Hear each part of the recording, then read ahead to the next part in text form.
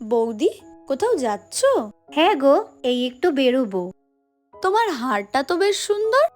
হ্যাঁ, এটা আমার মায়ের হার। ও, দাও দেখি একটু। নাও। হারটা না আমার খুব পছন্দ হয়েছে, বেশ সুন্দর। আমার শাড়ির সাথে খুব সুন্দর মানাবে, এটা আমি নিয়ে নিই। কিন্তু এটা তো আমার মায়ের। তা কি হয়েছে তোমার মায়ের? তো আমি তো তোমার একমাত্র ননদ। হারটা আমার খুব পছন্দ হয়েছে, নিয়ে নিলাম। হ্যাঁ, কিছু মনে করলে না তো আবার? ঠিক আছে। বৌদি, হ্যাঁ, এসো। ইস, কি অবস্থা ঘরটার। বিয়ের আগে মা দাদাকে অনেকবারই বলেছিল যে এই মেয়ে সারাদিন সাজগোজ করে থাকে, সে কি আর এত কাজবাজ করতে পারবে? কিন্তু আর কি, দাদা শুনলো না। দাদার ইচ্ছে। দেখো বৌদি, খারাপ ভেবো না আবার, যেটা দেখছি সেটাই তো বলছি।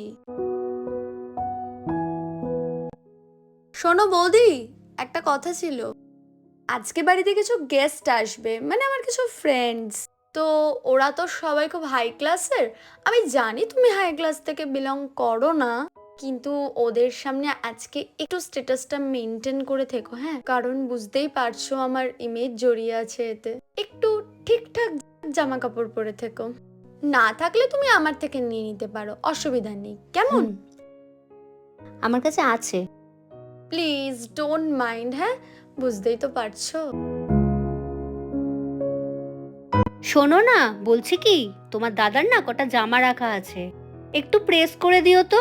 আমি আমি কি করে প্রেস করব? আজকেই সবে নেলস করেছি, অসম্ভব। কেন, তোমারই তো দাদা হয়, আর তাছাড়া তুমিই তো বলো আমি তেমন একটা কাজবাজ ঠিক পারি না। তা তোমার দাদার জামাগুলো যদি আমি পুড়িয়ে দিই কিছু, একটু করে রেখো। আরে ধ্যাৎ,